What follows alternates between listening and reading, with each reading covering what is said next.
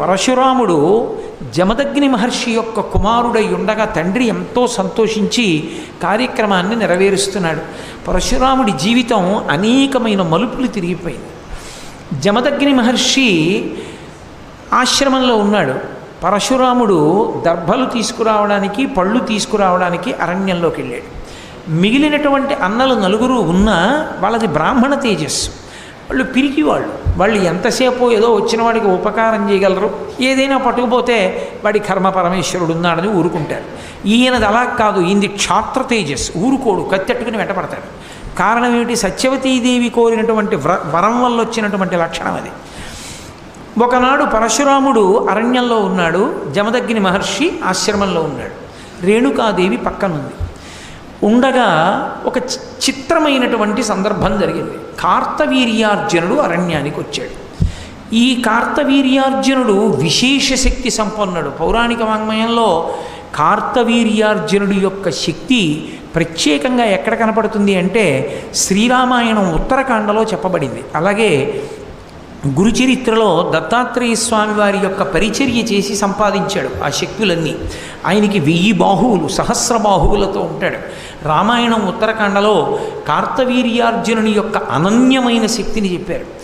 ఆయన నదీ తీరంలో కింది భాగంలో తన భార్యలతో కలిసి జలక్రీడలు ఆడుతున్నాడు. అదే సమయానికి ప్రదోష వేళలో ఎందుకో రావణాసురుడు పుష్పక విమానంలో వెళ్ళిపోతున్నాడు. ఆయనకు అలవాటు ఉంది.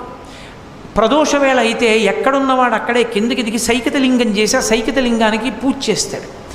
ఆయన నది ఒడ్డున దిగి స్నానం చేసి సంధ్యావందనం చేసుకుని సైకతలింగం చేసి దానికి ఆరాధన చేస్తున్నాడు.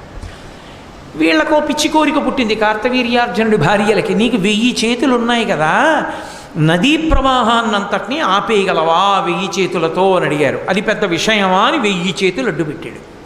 అడ్డు పెడితే ఆ ప్రవాహం వెనక్కి వెళ్ళింది. వెనక్కి వెళ్ళి ప్రవాహం పెరుగుతూ వచ్చి ధ్యానంలో ఉండి పువ్వులు వేస్తున్నటువంటి రావణాసురుడి తొడల కిందకు వచ్చి ఆ పూజ చేస్తున్న సైకితలింగాన్ని కరగకొట్టి తీసుకెళ్ళిపోయింది. ఇసుక కరిగిపోదండి మరి నీళ్లు తగిలితే. అకస్మాత్తు ప్రవాహం ఎందుకు పెరిగింది కిందకెళ్ళి చూడమన్నాడు భటుల్ని. కార్తవీర్యార్జునుడు భార్యలతో జలక్రీడలు ఆడుతున్నాడని చెప్పారు రావణాసురుడికి. అసలు వాడే పెద్ద ధూర్తుడు. ఆ కార్తవీర్యార్జునుడి 1000 చేతులు నరికేస్తానని యుద్ధానికి వెళ్ళాడు.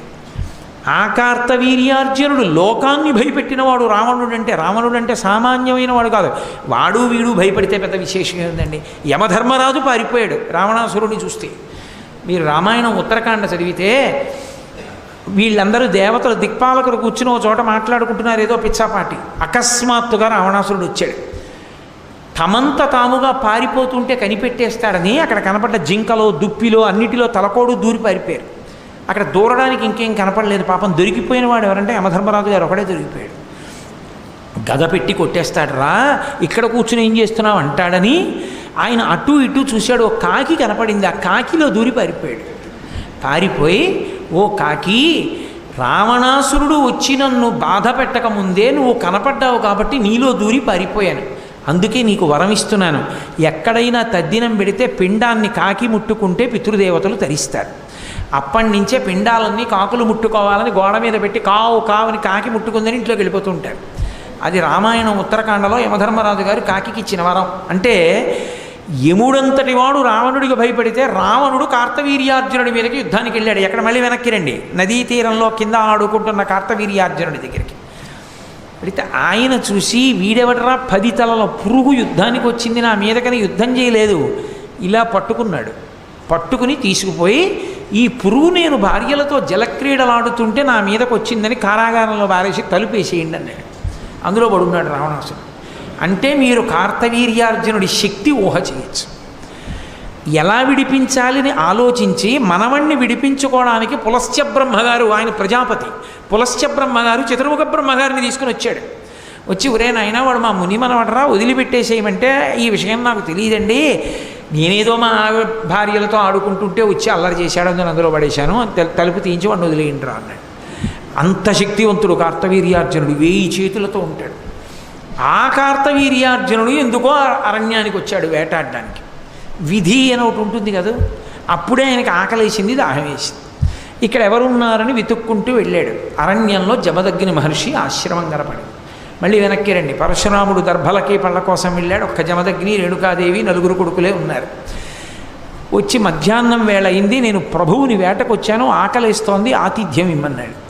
ఇంటికి వచ్చిన అతిథికి లేదనకూడదని వెంటనే తన దగ్గర ఉన్నటువంటి హోమధేనువు అంటారు, అంటే దాంతో ఏం చేస్తారు అంటే హోమం చేస్తుంటారు, ఆవు పాలతో యజ్ఞంలో వాడుతూ ఉంటారు. ఆ కామధేనువుని పిలిచి పదార్థములను సృజించమన్నాడు. ఎలా వశిష్ఠ మహర్షి రామాయణంలో విశ్వామిత్రుడికి ఆతిథ్యం ఇచ్చినప్పుడు పదార్థములను కామధేనువు చేత సృజింపచేశాడో, అలా కార్తవీర్యార్జునుడి సైన్యానికి, కార్తవీర్యార్జునుడికి వాళ్ళకిష్టమైన పదార్థాలేవో అవన్నీ రాసులుగా ఇమ్మన్నాడు జమదగ్ని. కామధేనువు వెంటనే ఇచ్చేసింది. అవన్నీ వడ్డించారు. రాజు అన్నీ తిన్నాడు. రాచబుద్ధి కదూ.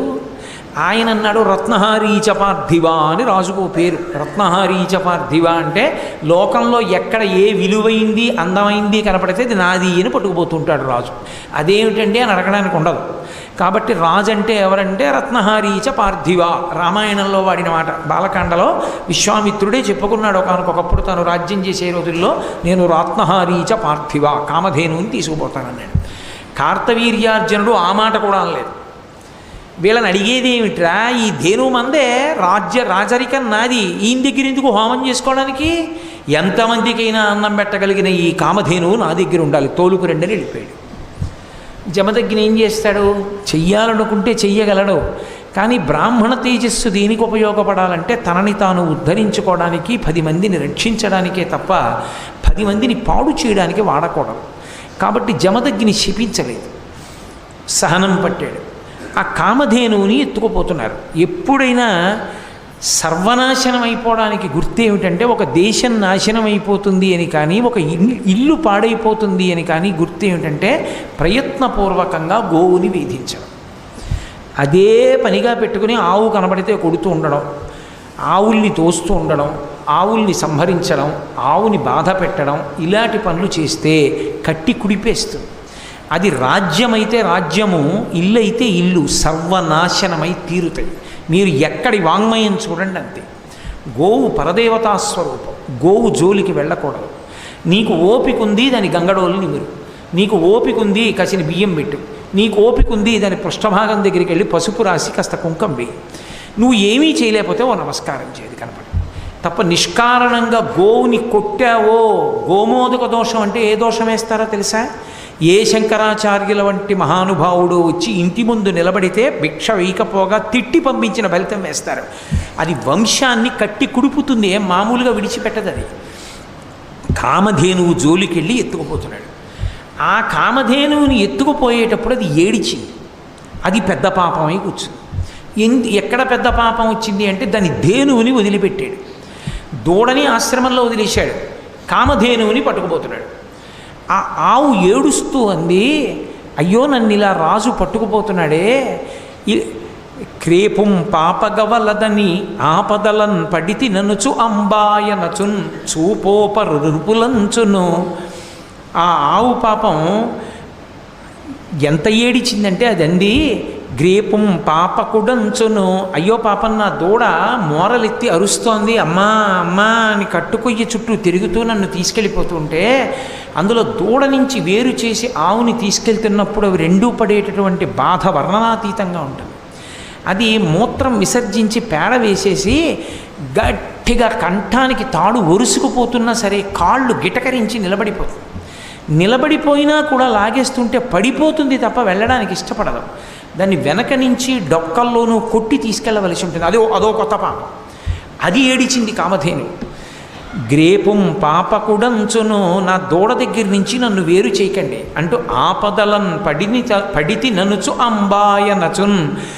కామధేనువుని నాకే ఇంత ఆపదొచ్చింది, ఇంత బలాత్కారంగా నన్ను ఎత్తుకుపోతున్నారని అంబా అంబా అని దూడవంక చూసి ఏడుస్తూ చూపోప నృపులంచును ఆపోవక మొదవి కొనుచు వచ్చిరిపురికిన్.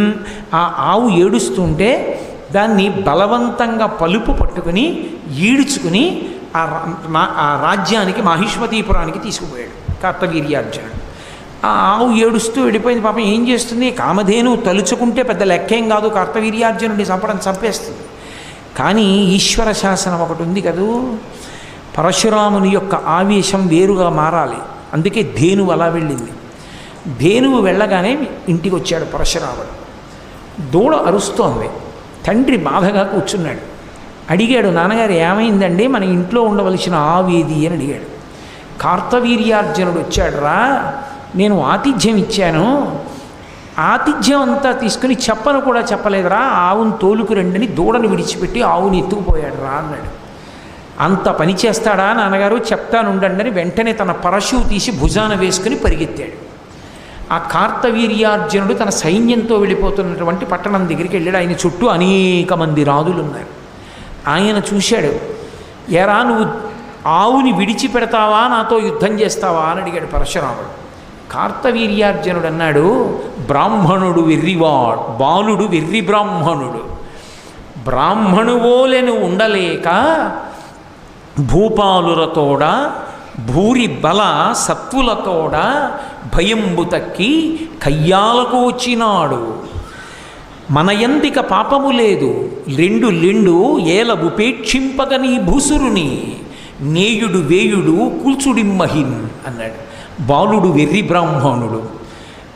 బ్రాహ్మణుడు అంటే అంత చులకన, గర్వం ఎక్కువైపోతే ఏమవుతుంది, ఇదం క్షాత్రం ఇదం బ్రాహ్మం అని ఆఖరికి ఆయన విజృంభించిన తర్వాత తెలిసింది.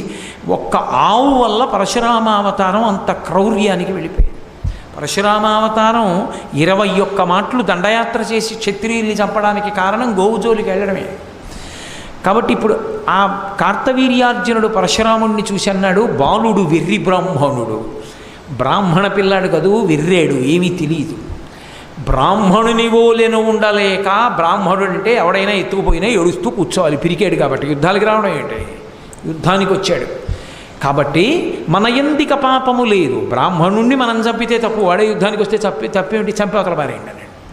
కాబట్టి లెండు లేవండి, ఎందుకు ఈ భూసురుణ్ణి క్షమించడం, నేయుడు వేయుడు కూల్చుడిమ్మహిన్, చంపేసేయండి బ్రాహ్మణుడు అన్నాడు. అనేటప్పటికీ రాజులు సైన్యం అందరూ కలిశారు, ఆయన మీద బాణప్రయోగం మొదలుపెట్టారు. ఆయన వెంటనే ఆయనలో ఉన్నటువంటి శివకేశవుల యొక్క ఆవేశం బయటికి వచ్చి తన ఒక్క పరశువుతోటి ఆయన ధనుష్టంకారం చేసి బాణ పరంపరలతోటి ఈ మొత్తం సైన్యాన్ని పడగొట్టి ఒక్క దూకి తన యొక్క పరశువుతో కార్తవీర్యార్జునుడి 1000 చేతులు నరికేశాడు. 1000 చేతులలో 500 ధనస్సులు పట్టుకుని 500 బాణాలని ఏకకాలంలో ప్రయోగించాడు పరశురాముడి మీద. అసలు మీరు ఆ యుద్ధం జరిగితే ఆశ్చర్యపోతారు, అంత గొప్ప యుద్ధం అది. అంత గొప్ప యుద్ధంలో ఆ కార్తవీర్యార్జునుడు వేసినటువంటి బాణములన్నింటినీ కూడా పడగొట్టడమే కాకుండా కార్తవీర్యార్జునుడి 1000 చేతులు నరికేసి ఆయన కంఠాన్ని నరికేశాడు. కార్తవీర్యార్జునుడు చచ్చిపోయాడు. ఆ నెత్తురోడిపోతున్నటువంటి పరశువుని పట్టుకుని తిరిగి వచ్చాడు తండ్రి దగ్గరికి ఆవును తీసుకొని. నాన్నగారండి, ఆవును తీసుకొచ్చాను, కొన్ని లక్షల మంది సైన్యాన్ని తెగటార్చి కార్తవీర్యార్జునుడు యొక్క 1000 చేతులు నరికి చంపేశాను, అతని స్నేహితులు రాజుల్ని చంపాను, ఆవును తీసుకొచ్చాను అంటే తండ్రి జమదగ్గినన్నాడు, ఎంత పనిచేసావురా, ఒక ఆవు వాళ్ళు తీసుకెళ్ళిపోయారనుకో, అది మనకి అదృష్టం ఉంటే తిరిగి వస్తుంది, కానీ ప్రభువుని చంపేవే అది చాలా దోషం. ప్రభువు విష్ణువాంశ సంభూతుడు, అంత గొప్ప చక్రవర్తి కార్తవీర్యార్జునుడిని చంపేశావే, ఇప్పుడు అటువంటి ప్రభువు మనకు ఎలా కలుగుతాడు? బ్రాహ్మణునికి అన్నిటికన్నా ఉండవలసిన లక్షణం క్షమ, ఓర్పు ఉండాలి. నీకు ఆ ఓర్పు లేదురా. క్షమ కలిగిన సిరి కలుగును, క్షమ కలిగిన వాణి కలుగు సౌఖ్యములెల్లన్, క్షమ కలిగిన తొన కలుగును, క్షమ కలిగిన శౌరి మెచ్చు శౌరి సదయుడు ఎప్పుడు. ఆ క్షమ ఓర్పు ఉందే బ్రాహ్మణుడికి, ఆ ఓర్పు అన్నది ఉంటే క్షమ కలిగిన సిరి కలుగును. బ్రాహ్మణుడికి ఓర్పు అన్నది ఉంటే తప్పకుండా ఐశ్వర్యం కలుగుతుంది. క్షమ కలిగిన వాణి కలుగు, ఆ ఓర్పు ఉన్న బ్రాహ్మణుడికి తప్పకుండా సరస్వతి కటాక్షం ఉంటుంది, సర్వ సౌఖ్యములు అబ్బుతాయి, అన్నీ కలుగుతాయిరా. అన్నిటినీ మించి ఇంకొకటి తెలుసా, ఏ బ్రాహ్మణుడు ఓర్పు కలిగి ఉంటాడో ఆ బ్రాహ్మణుడిని శ్రీ మహావిష్ణువు స్తోత్రం చేస్తాడు, ఆయన ఇష్టపడతాడు, వాడిని చూడండి రా అంటాడు. విష్ణువు సంతోషించి ఎవరి గురించి చెప్తాడు అంటే ఓర్పు కలిగిన బ్రాహ్మణుడి గురించి చెప్తాడు. యథార్థం. కుచేలుడు అంత దరిద్రంలో ఉన్న ఓర్పుతో కూర్చున్నాడంతే. కూర్చున్నాడు కాబట్టి కుచేలుడు వస్తే కూర్చోబెట్టి ఆయన కాళ్ళు కడిగి తన శిరస్సు మీద చల్లుకుని రుక్మిణీదేవి శిరస్సు మీద చల్లాడు. చల్లి ఒక్క పిడికెడు తిని ఇంకొక పిడికెడు పోసుకోపోతుంటే, ఒక పిడికెడు తిన్నందుకు మీరు ఏమిచ్చారో నాకు తెలిసి ఇక తినకండి అంది రుక్మిణీదేవి. మిమ్మల్ని నన్ను కూడా ఇచ్చేస్తారా బ్రాహ్మణుడికి? ఓర్పు ఉన్న బ్రాహ్మణుణ్ణి చూసి విష్ణు అంత ప్రీతి చెందుతారు. కాబట్టి నీకు ఓర్పు లేదురా, ఓర్పు ఉండకపోతే ఆవేశం ఒకటే ఉంటే ప్రమాదం కదా బ్రాహ్మణుడికి. ఇంత తప్పెందుకు చేశావు? భూమిని ఏలేటటువంటి రాజుని చంపావు కాబట్టి తత్పాప పరిహారార్థం తీర్థయాత్రలు చేసి రమ్మన్నాడు. సరేనని బయలుదేరాడు. భూమండలం అంతా తీర్థయాత్ర చేశాడు. తీర్థయాత్ర చేసి చేసి చిట్ట చివరికి మళ్ళీ తల్లిదండ్రుల దగ్గరికి వెళ్ళాడు. వెళ్ళి తల్లిదండ్రులకు మొక్కాడు, నమస్కరించాడు. కాలం గడిచిపోతోంది. ఒకనాడు మళ్ళీ అరణ్యానికి దర్భలు తీసుకురావడానికి వెళ్ళాడు. ఏమిటంటే రోజు అలా పెడతారా అంటే, మనం ఉద్యోగానికి వెళ్ళినట్టే వాళ్ళు పెడతారు. అసలు కౌశలము అని బ్రాహ్మణుడికి మొట్టమొదట గురువుగారు నేర్పేది ఏది అంటే, కౌశలము అన్న మాటకు అర్థం ఏమిటంటే నేర్పరితనము అని అనుకోకూడదు. నేర్పరితనాన్ని కౌశలం అనరు. నేర్పరితనాన్ని కౌశలం అంటే దానికి అర్థం ఏమి ఉండదు. ఎందుకంటే నేర్పరితనము అన్న మాట అన్ని వేళలా అలాగే చెయ్యాలి అని ఏముండదు. అసలు నిజంగా చెప్పాలి అంటే నేర్పరితనం ఏ పరిస్థితుల్లోనూ విస్మరించకుండా చేయవలసిన వాడు దొంగ ఒక్కడే. 1000 దొంగతనాలు ఇంత సఫలంగా చేశాను, ఒక్క దొంగతనం ఏదో మామూలుగా చేశాను, దొరుకుతానులా తెలియదని చేస్తాడేంటి? వీపు చీరేస్తారు. మిగిలిన 1000 కూడా బయటకు వస్తాయి. ఎప్పుడు చేసినా నేర్పరితనంతో చెయ్యాలి. అని నేర్పరితనము కౌశలము ఒక మాట కాదు. కౌశలము అన్న మాటకు అర్థం ఏంటంటే, బ్రాహ్మణుడు ఒకటి తెలుసుకోవాలి. తనకి ఎంతవరకు అవసరమో అంతవరకే పుచ్చుకోవాలి తప్ప తనకు అవసరము కాని దానిని అపేక్షించకూడదు. అందుకే దర్భ కొయ్యడం నేర్పుతారు. దర్భ కోసేటప్పుడు అది పుచ్చిపోయిందో తెగిపోయిందో అయ్యుండి ఆ దర్భ పనికిరాదు అంటే కొయ్యరు, వదిలిపెట్టేస్తారు. పనికొచ్చే దర్భ అయితే పీకేయకూడదు. మొదలంట పీకేస్తే మళ్ళీ పెరగదు. దర్భని మొదలు దగ్గర ఎంతవరకు కొయ్యాలో అంతవరకే కొయ్యాలి. కోస్తే అది మళ్ళీ పెరుగుతుంది. పెరిగితే మళ్ళీ రేపు పొద్దున్న ఏమైనా కార్యం చేయడానికి దర్భలు ఉంటాయి. అందుకని దర్భని ఎలా కొయ్యాలో ఎంతవరకు అవసరమో అంతవరకు మాత్రమే కోసేటటువంటి విద్య గురువుగారు మొదట తన శిష్యుడికి నేర్పితే వాడు జీవిత పర్యంతము ఎంతవరకు సమాజంలోంచి భోగాన్ని తాను తీసుకోవాలో అంతవరకే తీసుకుంటాడు తప్ప అంతకన్నా ఎక్కువ వాడుకోడు. ఆ కౌశలం రావడానికి కుశ అంటే దర్భ కొయ్యడం దగ్గర ప్రారంభమవుతుంది ఆ విద్య. గురువుగారు నేర్పుతారు కాబట్టి దర్భలు యజ్ఞయాగాది క్రతువులలో అవసరం కాబట్టి రోజూ దర్భలు తెచ్చుకుంటూ ఉంటారు. అందుకని ఆయన దర్భలు తేవడానికి పళ్ళు తేవడానికి అరణ్యంలోకి వెళ్ళాడు. ఇక్కడ జమదగ్ని ఒక్కడే కూర్చుని ఉన్నాడు. ఆ కార్తవీర్యార్జునుడి యొక్క కుమారులు ఉన్నారు, వాళ్ళకో శాపం ఉంది. ఇప్పుడు మళ్ళీ నేను కార్తవీర్యార్జున చరిత్ర గురు చరిత్ర చెప్పట్లేదుగా, దాని జోలు కొద్దిగా వినండి చాలు. నీకు చాలా ఉత్సాహవంతులు వీరులైన కొడుకులు పుడతారు, ఆ ఉత్సాహమే వాళ్ళ కొంప ముంచేస్తుందని వాళ్ళకో శాపం ఉంది. అందుకని వాళ్ళు బయలుదేరి జమదగ్ని దగ్గరికి వచ్చారు. మా నాన్నని చంపేసిన వాడు ఈ జమదగ్ని కొడుకైన పరశురాముడే, కాబట్టి ఈ జమదగ్ని చంపేస్తామని కూర్చున్నవాడిని కూర్చున్నట్టు కత్తి పెట్టి తలవరికేశారు. ఆయన ఒరిగిపోయింది ఆయన శరీరం ఒరిగిపోగానే ఈ పరశురాముడు వెళ్ళి ఆ అరణ్యంలో ఉన్నటువంటి వాణ్ణి పిలిచారు. పిలుస్తూ ఆ తల్లి జమదగ్ని యొక్క భార్య ఆ పడిపోయినటువంటి జమదగ్ని యొక్క శరీరం మీద పడి గుండెలు బాదుకుంటూ ఏడుస్తూ పిలిచింది. భార్గవరామ భార్గవరామ భార్గవరామ అని అరిచింది. ఇన్ని మాటలు అరిచింది ఏం చెప్పారంటే మహాభారతంలో మున్నేడు మాటలు అన్నారు. అంటే 21 మాటలు అరిచింది. ఆ అరవడం కూడా ఎలా అరిచిందంటే పరశురాముడు లెక్క పెట్టుకోవడానికి అవకాశం ఉండేటట్లుగా అరిచింది. అన్ని మాటలు అరిస్తే ఆయన అరణ్యంలో ఉన్నవాడు విన్నాడు, నా తల్లి ఎందుకు ఇంత ఎలుగెత్తి ఏడుస్తూ అరుస్తోంది అని. పరుగున వస్తూ లెక్క పెట్టుకున్నాడు ఎన్ని మాటలు పిలుస్తోంది అని. ఆశ్రమానికి వచ్చేటప్పటికి 21 మాటలు పూర్తయింది. చూశాడమ్మా, ఎవరు చేశారు ఈ పని అని అడిగాడు. నువ్వు కార్తవీర్యార్జునుణ్ణి చంపేశావన్న కక్షతో కార్తవీర్యార్జును యొక్క సంతానం వచ్చి మీ తండ్రి అయినటువంటి జమదగ్ని చంపేసింది అన్నాడు. వెంటనే ఆయనకి కోపం వచ్చి, అమ్మా ఈ క్షత్రియులు దురహంకారులు, భూమిని పరిపాలించవలసినటువంటి క్షత్రియులు యుక్తాయుక్త విచక్షణ లేకుండా ప్రవర్తిస్తున్నారు. ఒకప్పుడు ఆతిథ్యం పొంది ఆవుని ఎత్తుకుపోయారు. ఆవుని ఎత్తుకుపోతే నేను ఆవుని విడిచిపెట్టమని అడిగితే బ్రాహ్మణుడు వెర్రివాడు చంపేసేయమన్నారు. నేను యుద్ధం చేస్తే నా చేతిలో చచ్చిపోయాడు. ఆయన ఆవుని విడిచిపెట్టలేదు కాబట్టి యుద్ధం చేసి చంపాను. నేను లేనప్పుడు దొంగ దెబ్బ తీసి నా తండ్రిని చంపారు. ఈ క్షత్రియులు బతకడానికి వీల్లేదమ్మా. నువ్వు 21 మాటలు గుండెలు బాదుకుని అరిచావు కనుక 21 మాటలు ఈ భూమండలం అంతా తిరుగుతాను. క్షత్రియుడన్నవాడు కనబడితే చంపేస్తాను. గర్భస్థ పిండమై ఉన్నా కూడా విడిచిపెట్టను, శిశువైనా కూడా విడిచిపెట్టను. క్షత్రియుడన్నవాడు ఈ భూమి మీద ఉండడానికి వీల్లేదు.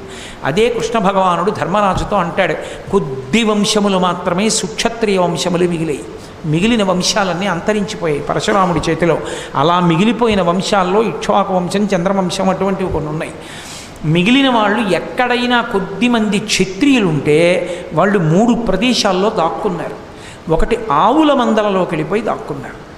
ఆవుల మందలలో ఉంటే మాత్రం ఆయన తొందరపడి గబగబా రాడు, ఎందుకంటే ఏ ఆవు అయినా చెనక పడుతుందని ఆగుతాడు.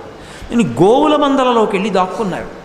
కొంతమంది ఆడవాళ్ళు నివసించేటటువంటి ప్రదేశాలలోకి వెళ్ళి దాక్కున్నారు. ఆడవాళ్ళు ఉన్న చోటికి వెళ్ళడు. ఆడవాళ్ళు ఉన్న చేతికి గాజులు ఇలా ఇలా చూపించినా ఇక లోపలికి రాడు పరశురాముడు. అందుకని కొంతమంది క్షత్రియులు గాజులు వేసుకుని ఆయన వస్తుంటే చేతులు బయటికి పెట్టి చప్పుడు చేశారు. ఆడవాళ్ళు ఉన్నారని వెళ్ళిపోయాడు. అలా బతికారు కొంతమంది. మిగిలిన వాళ్ళందరినీ చంపేశాడు. శిశువుల్ని కూడా మిగల్చలేదు. 21 మాటలు భూమండలం అంతా తిరిగి క్షత్రియులన్న వాళ్ళని విడిచిపెట్టకుండా సంహరించి ఈ నెత్తురంతా తీసుకెళ్ళి కురుక్షేత్రంలో 5 హ్రదములు తవ్వాడు. 5 చెరువులు తవ్వి 5 చెరువులు ఈ క్షత్రియుల యొక్క నెత్తుటితో నింపాడు. వాటిని శమంతక పంచకమని పిలుస్తారు. 5 నెత్తుటి చెరువులు చేసి 5 నెత్తురు తీసి తండ్రికి పితరులకు తర్పణం చేశాడు. అది ఆవేశం. అందుకని ఆవేశావతారమైంది. అంత ఆవేశాన్ని పొందినటువంటి అవతారం దాని ఉద్ధతి అసలు దాని గురించి చదవడం, దాన్ని ఊహించడమే చాలా కష్టంగా ఉంటుంది. అంత దారుణంగా చంపేశాడు 21 పర్యాయాలు. మళ్ళీ బ్రాహ్మణుల వలన క్షత్రియ వంశాలు వృద్ధిలోకి వచ్చాయి. అదొక ధర్మ సూక్ష్మం. ఇప్పుడు దాని గురించి నేను ప్రస్తావించక్కర్లేదు. నేను మహాభారతం ఆదిపర్వం చెప్పినప్పుడు విన్న వాళ్ళకి జ్ఞాపకం ఉండే ఉంటుంది. కాబట్టి బ్రాహ్మణుల వలన క్షత్రియ వంశాలు మళ్ళీ వృద్ధిలోకి వచ్చాయి. 21 పర్యాయములు భూమినంతటినీ పర్యటించి శమంతక పంచకాన్ని ఏర్పాటు చేసి 5 చెరువులు నెత్తిటితో నింపి పితృదేవతకి తర్పణలిస్తే పితృదేవతలు కనపడన్నారు, ఎంత అసాధ్యపు పని చేశావురా, బ్రాహ్మణ వంశంలో పుట్టి 21 మార్లు క్షత్రియుల్ని సంహరించి భూమండలాన్నంతటినీ తన స్వాధీనం చేసుకున్నాడు. ఎక్కడ పుట్టవలసినవాడు? ఈ క్షాత్రం గాది కడుపున పుట్టవలసినవాడు. అక్కడ పుట్టుంటే సుక్షత్రియుడయ్యి ఏమై ఉండేదో. ఆ తినే హవిష్యపాత్ర మారడం, చెట్టుని కౌగిలించుకోవడంలో భృగువు చెప్పినట్టు చేయకపోవడంలో ఇంత ఉపద్రవం వచ్చేసింది. ఆవేశావతారం అయిపోయింది. అది అయిపోయి ఇంతమంది పితృదేవతలు చెప్పి తీర్థయాత్రలు చేయమంటే మళ్ళీ తీర్థయాత్రలకు బయలుదేరాడు. తీర్థయాత్ర అంతా చేశాడు. చేసి వచ్చి ఒక్క పరశురాముడు రామాయణ కాలం, భారతకాలం ఎన్నిటితో సంబంధం ఉన్నవాడు. ఒకానొకప్పుడు అశ్వమేధయాగం చేశాడు. అశ్వమేధయాగం చేసి ఈ భూమిని అంతటినీ దానం చేసేస్తాను. ఆయనదేగా భూమి. ఈ భూమినంతటినీ దానం చేస్తాను. ఈ భూమినంతటినీ దానం చేస్తే పుచ్చుకోగలిగిన బ్రాహ్మణుడు ఎవడని అడిగాడు. ఏ బ్రాహ్మణుడు పుచ్చుకుంటాడు? ఈ భూమినంతటినీ ఇచ్చేస్తానంటే అంటే అలా పుచ్చుకోగలిగిన సమర్థత ఉన్నవాడు, అన్ని ప్రాణులకు అన్నం పెట్టవలసిన వాడు కశ్యప ప్రజాపతి ఒకడే. ఎందుకంటే జీవులన్నీ కశ్యప ప్రజాపతి బిడ్డలు. అందుకని కశ్యప ప్రజాపతికి దానం చేశాడు. కశ్యప ప్రజాపతి అంటే ఎంత శక్తివంతుడో తెలుసా? ఇప్పుడు దాన్ని చెప్పవలసిన అవసరం లేదు, కానీ బ్రహ్మవైవర్త పురాణంలోంచి ఒక మాట చెప్తా. అధర్మం ఎక్కువైపోయి ఒకానొకప్పుడు భూమి కిందకి కుంగిపోయింది.